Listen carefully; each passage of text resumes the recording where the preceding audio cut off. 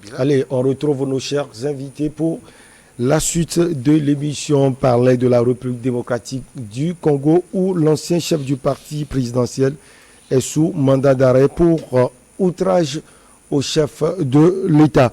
Alors, Rodrigue, on vous retrouve. Hein. On sait que plusieurs personnalités sont passées par là. Il y a Vital Kamerhe qui était très proche du président Félix Antoine Tshisekedi. Il y avait également l'ancien Premier ministre Augustin Matata Ponyo. Tout se passe bien, tout s'est bien passé finalement pour eux. Selon vous, l'avenir de Jean-Marc Kaboun, comment il sera? Son avenir dépendra de l'indépendance ou non de la justice. Parce que, comme je l'ai dit tout à l'heure, pour quelqu'un qui accuse déjà d'instrumentaliser, qui accuse déjà le président d'instrumentaliser les institutions de la République, et si tel est le cas, puisqu'il vient de l'appareil, il sait de quoi il parle. Il était là quand d'autres personnes sont passées par là. D'accord? Par pratiquement les mêmes méthodes. Quand vous prenez les chefs d'accusation, ce n'est pas nouveau. Hein. Je crois que c'est finalement la culture en matière de droit sur le continent, outrage, injure publique, faux bruit et imputation dommageable contre le chef de l'État. Et tout ça, vous vous demandez, comme Germain l'a dit tout à l'heure, il faudra des hommes de droit pour nous dire ce qu'on met finalement dans faux bruit, ce qu'on met dans imputation dommageable, etc. Maintenant, ce sont des propos, oui. D'accord? On est d'accord qu'on ne peut que pour parler ou s'adresser à quelqu'un qui incarne l'institution, une institution de la République, il faut mettre l'institution devant la personne. D'accord? On est d'accord. Mais là, quand vous prenez la quintessence même et la teneur, la tonalité des propos tenus, c'est beaucoup plus l'extériorisation d'une querelle intestine interne. Et donc, du coup, pour moi, ce n'est pas du théâtre qui est en train d'être joué là où il sera dépoussiéré après pour en faire un agneau et passer à la présidence, dans les mailles et devenir le dauphin de Félix Tshisekedi. Carrément. C'est une affaire sérieuse. Oui, ça c'est une affaire solide.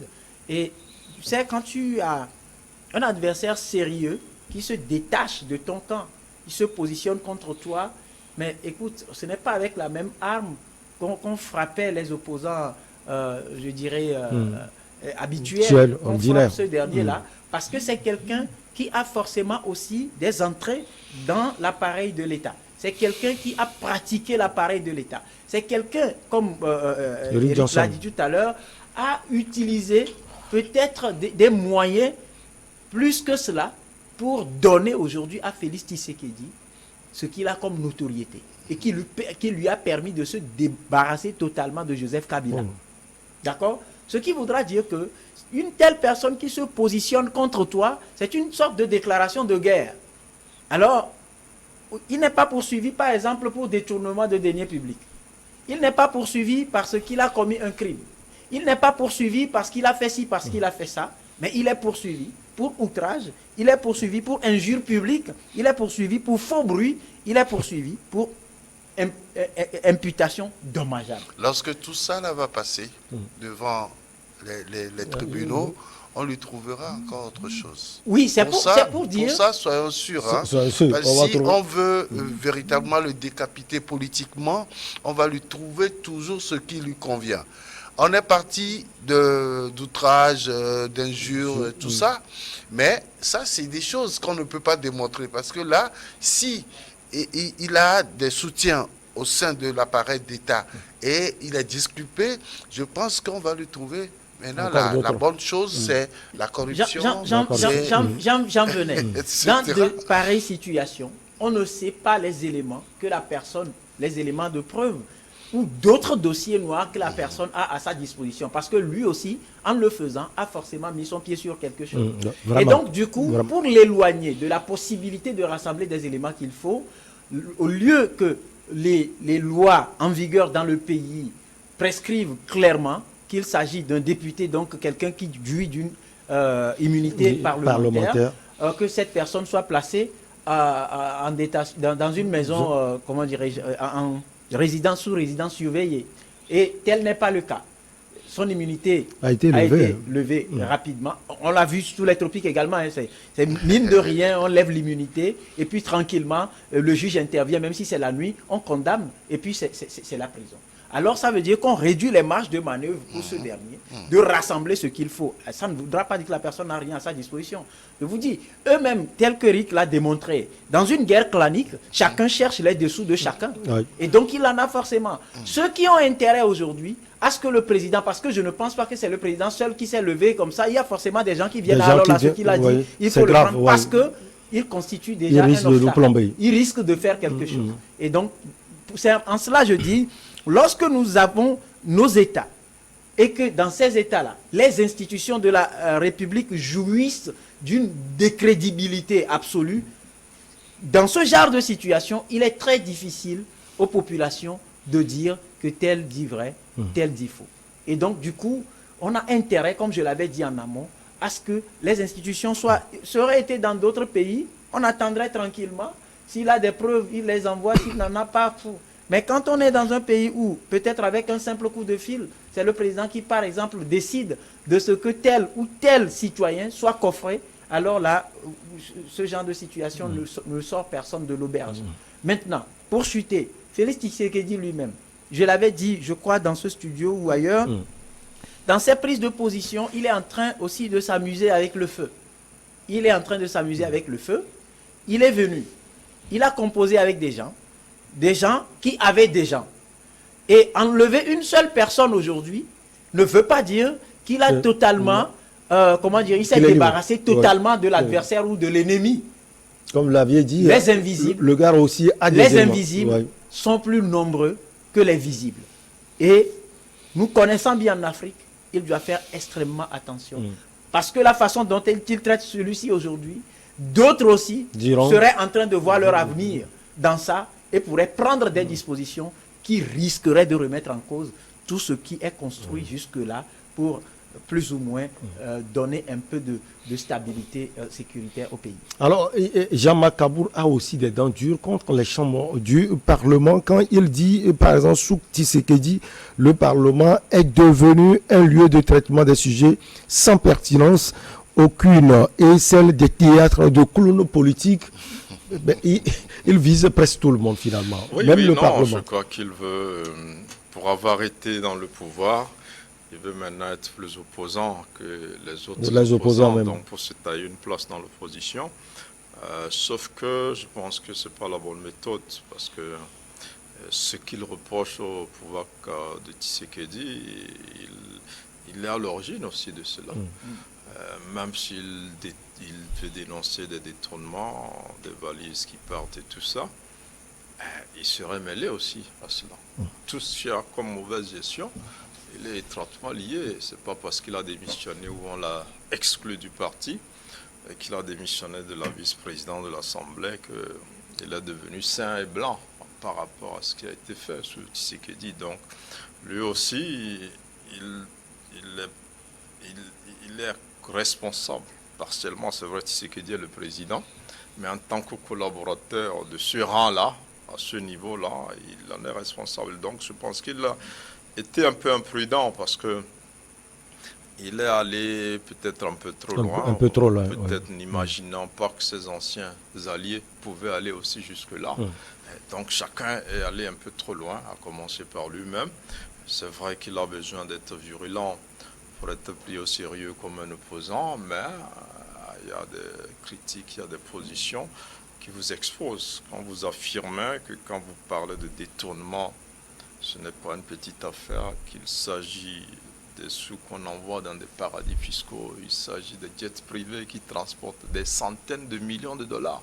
Quand vous le dites, moi ce n'est pas l'irresponsabilité, l'insouciance, tout ça qui me pose problème, mais vous apportez des preuves que des milliards sortent de votre pays et vont ailleurs et que le pays est pillé. Je ne vois pas un président, si c'était un opposant ordinaire, on peut dire il ne sait pas de quoi il parle. Mais quand c'est quelqu'un qui a fait le pouvoir, on se dit il sait exactement de quoi il parle et c'est plus crédible ce qu'il dit. Et donc, je crois qu'il est allé un peu trop loin, mais en même temps, nous sommes en politique. Et en RDC, je peux dire que les hommes politiques sont un peu comme des hommes d'affaires. Hein. Oui, vraiment. On voit les coalitions qui se forment. Ça veut dire qu'aujourd'hui, pour le président, il va selon le vent, là où il a les intérêts. Donc tous ces hommes-là, vous verrez qu'ils ont travaillé avec Kabila pour certains, ils ont travaillé avec Tshisekedi, ils travaillent avec tout le monde à partir du moment où leur intérêt est garanti. Et même le plus grand choc, c'est quand un Tshisekedi se fait élire président avec le soutien de Kabila, alors qu'il était de l'opposition. Ouais. Donc vous comprenez que dans ce pays-là, il n'y a pas de véritable opposant, il n'y a que des opportunistes qui sont prêts à tout pour arriver à leur fin. Et sur un terrain comme ça, Kabunda devrait savoir à quoi il s'attend en s'excluant de la nouvelle alliance Union sacrée que le président est en train de monter en prévision de l'élection de l'année prochaine. Et donc en voulant se positionner en solitaire ou en comptant sur notre coalition, il doit savoir qu'il s'expose. Donc, comme le disait Eric, même si ce n'était pas pour ces raisons-là qu'on l'arrêtait, il y a plusieurs autres raisons qui peuvent l'envoyer en prison, et il le sait. Donc, je pense que après, au-delà de ce qui se fait devant les tribunaux, qui semble se faire, il y a des négociations de couloir. C'est sûr que entre lui et le président, il y aura des échanges qui peuvent aussi influencer le cours de cette affaire judiciaire. Allez, on va quitter Kinshasa pour Bamako au Mali. Vous voulez ajouter quelque chose en quelques secondes, s'il vous plaît? Non, juste dire que mes collègues disent ce qui se passe dans nos pays. Il ne faudrait pas se cantonner juste sur la RDC. Ça se passe partout. Et les gens vivent selon leurs intérêts, mais malheureusement, c'est le peuple qu'on trompe tout le temps. Parce que quand il démissionnait, il a envoyé un tweet en disant que c'est pour des convictions politiques qu'il démissionnait de cette coalition. Le lendemain, après 5 mois où il est allé se faire soigner au Royaume-Uni et tout ça, il revient et là, il sort et maintenant, il accuse tout le monde. Donc, pour lui, aujourd'hui, tout le monde est coupable de quelque chose. Alors, lui-même, il est quoi? C'est la même chose. Il était le vice-président de l'Assemblée nationale. Ça veut dire qu'il a contribué, il a participé, et donc ce dont il accuse les autres, politique. Il fait partie. Il fait partie. C'est lui qui était à côté de Tshisekedi et qui donnait des instructions sur comment on pouvait écarter les députés, les pro-Kabila. Les pro-Kabila. Et aujourd'hui, tout ça là se faisait à coup d'argent, il le sait. Et donc, quand il parle de corruption aujourd'hui, c'est l'accusé qui accuse, ou c'est l'accusateur qui est accusé finalement. Voilà la situation globale. Et il faut s'attendre à des coups bas pendant cette période-là, puisque nous nous dirigeons vers des élections générales. C'est en 2023 et non 2024, comme je l'avais dit. Tout le monde se positionne. L'année prochaine. Oui, l'année prochaine. Au Mali, le président Assimi Goïta a réceptionné mardi 9 août de nouveaux équipements militaires, dont 5 avions et un hélicoptère de combat livrés par son partenaire russe. Dans son allocution, le ministre de la Défense malien Sadio Kamara, un des hommes forts du régime, a vanté le partenariat gagnant-gagnant, surtout avec la Fédération de Russie, au cours d'une cérémonie officielle en présence de diplomates russes. Alors, Germain Pouli, le Mali, il a livré ses avions et l'hélicoptère vont sans doute apporter quelque chose à ce pays.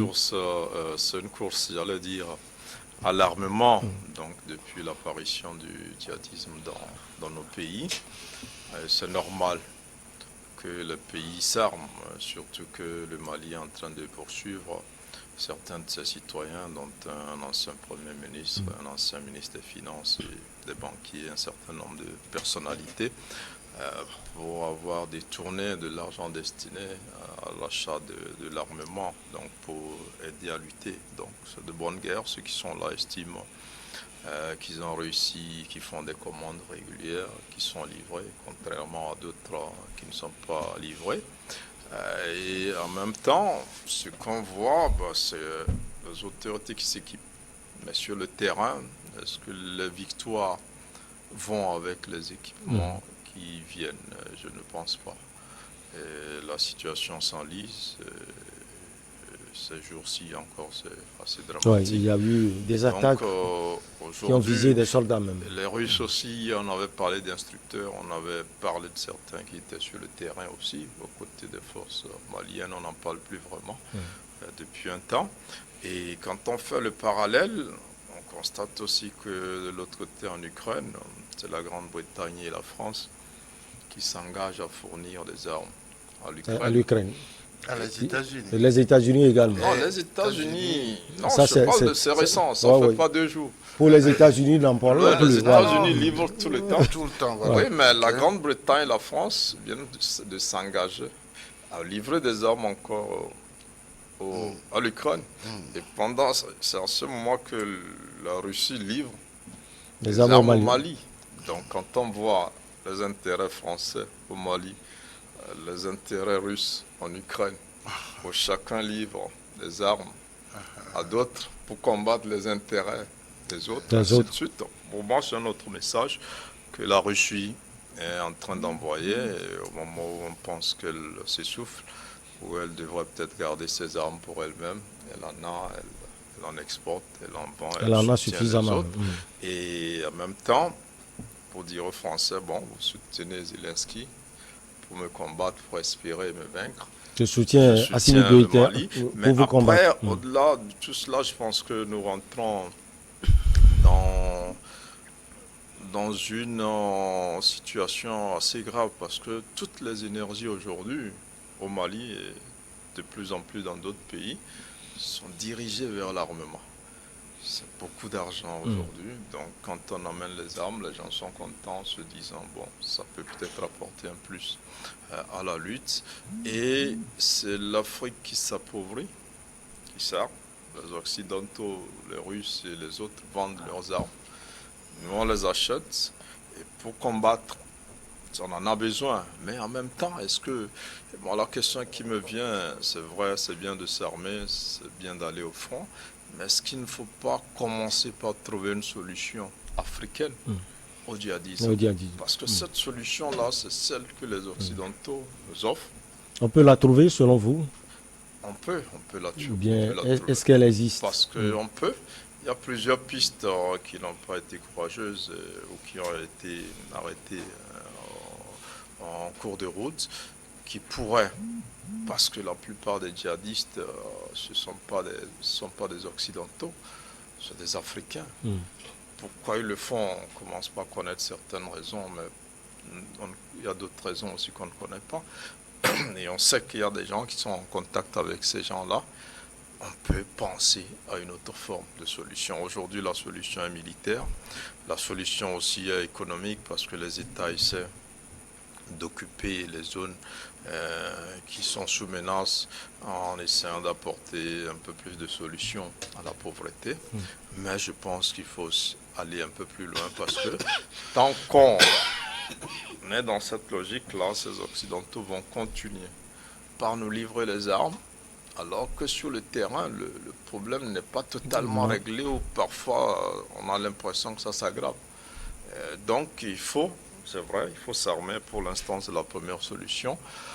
Mais quand on dit les Maliens ont reçu des armes, avant on applaudissait parce qu'on pensait que ces armes-là allaient servir à vite récupérer le territoire. Pour vous, le constat est clair. Voilà, mais aujourd'hui, je pense que ces livraisons-là ne suffisent pas. On pourra livrer 5 fois, 4 fois plus que ce qui a été fait. Il faut peut-être songer à une autre solution. On parle des avions des années 60 et 70, Rodrigue Arrigo, je ne sais pas si c'est vérifié en tout cas.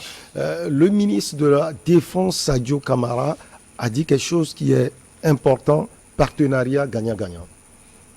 Oui, partenariat gagnant-gagnant, ça, c'est pas quelque chose qui est inventé au Mali. Depuis que l'Europe a commencé par composer avec nos États, le partenariat gagnant-gagnant est beaucoup plus militaire que ce qu'il faut pour permettre à nos États de sortir de leurs propres problèmes qui est notamment lié à la pauvreté extrême des populations. Vous savez, Germain a dit quelque chose tout à l'heure. Je crois que les causes lointaines du terrorisme, tout le monde connaît ces causes-là. Si on gouvernait bien les États, si on permettait bien aux populations de manger à leur faim, s'il y avait l'autosuffisance, comme il n'y a pas, par exemple, la création d'une oligarchie qui profite des ressources des États et une majorité qui croupit dans la misère, qui devient davantage pauvre. Il n'y aura pas...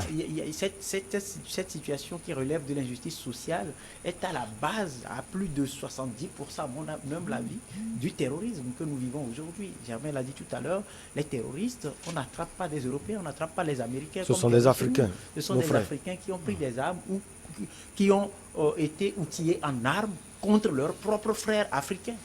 Par qui? Par les mêmes qu'on accuse de piller nos ressources.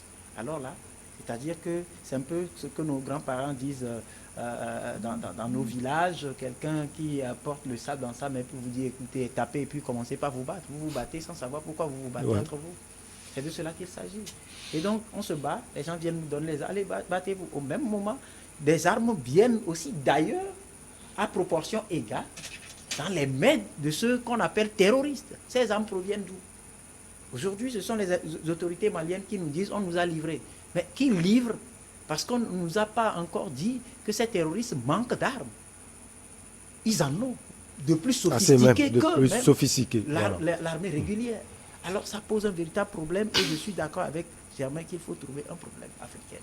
Et une solution africaine à ce problème africain. Et la solution africaine, c'est de tout faire pour assainir la gouvernance. C'est très important. C'est très important. Vous avez des pays à la tête desquels vous trouvez des gens qui ont tendance d'être plus riches que le pays. Ce n'est pas possible. Un jour, on va mourir, on va laisser tomber tout ça. Vous avez des gens qui ont des moyens, qui en ont tellement amassé qu'ils ne savent même plus quoi en faire. Mais je vous dis, moi, je suis des fois stomaqué d'entendre dire, par exemple, entre griffes, que le chef de l'État offre du matériel à hauteur de dizaines de milliards. Peut-être, mais il pesait quoi en arrivant au pouvoir? Il est payé à combien par mois? Il a déjà fait combien d'années pour pouvoir offrir du matériel à hauteur de dizaines de milliards? Et là, ça pose un véritable problème. Et quand vous suivez, vous prenez par exemple Boko Haram, c'est comme ça que ça a commencé au Nigeria, petit à petit, c'est devenu une nébuleuse qu'on a du mal à maîtriser. Et aujourd'hui, ça a attaqué le Mali, dans le Maghreb, ils ont compris que là, on a une certaine mainmise et ils sont en train de monter vers la côte. Ils sont en train d'attaquer nos États. Et qui ont tué?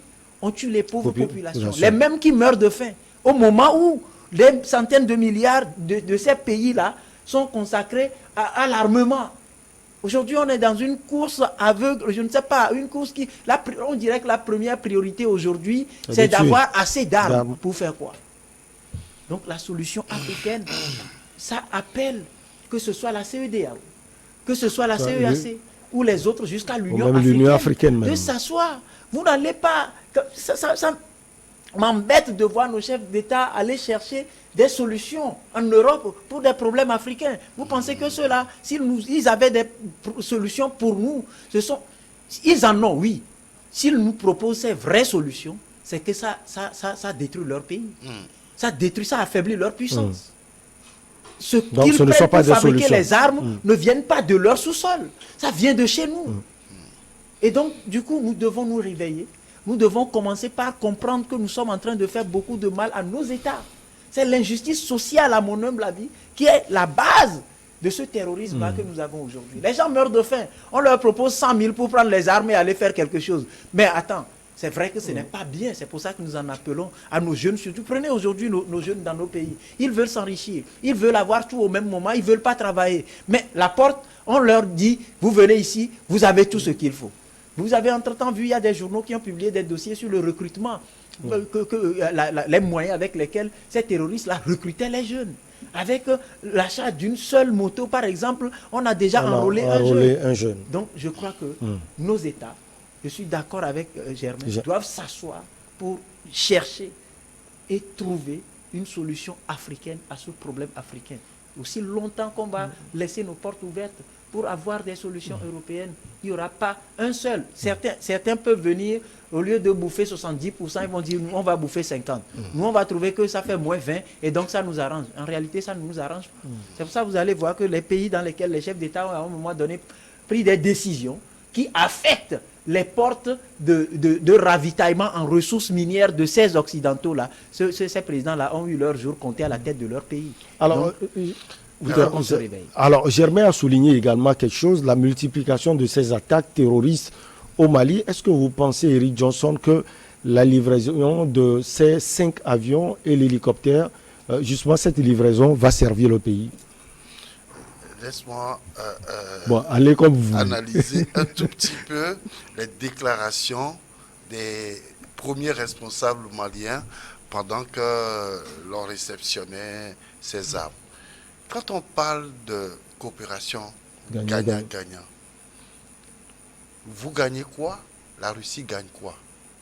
Aujourd'hui, dans cette situation, il faut qu'on nous dise. Si c'est une coopération gagnant-gagnant, ça veut dire que quelqu'un a gagné quelque chose, l'autre aussi en a gagné. C'est quoi? Ils sont en train de gagner.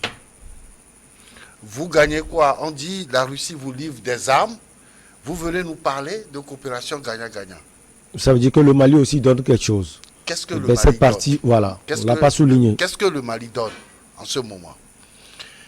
Il a dit également que c'est une partie de l'armement qui a été montré parce que les autres sont déjà partis en opération.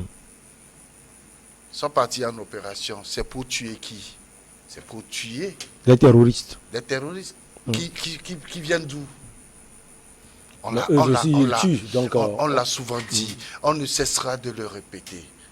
En réalité, ces armes-là vont servir à détruire davantage ce pays, le Mali.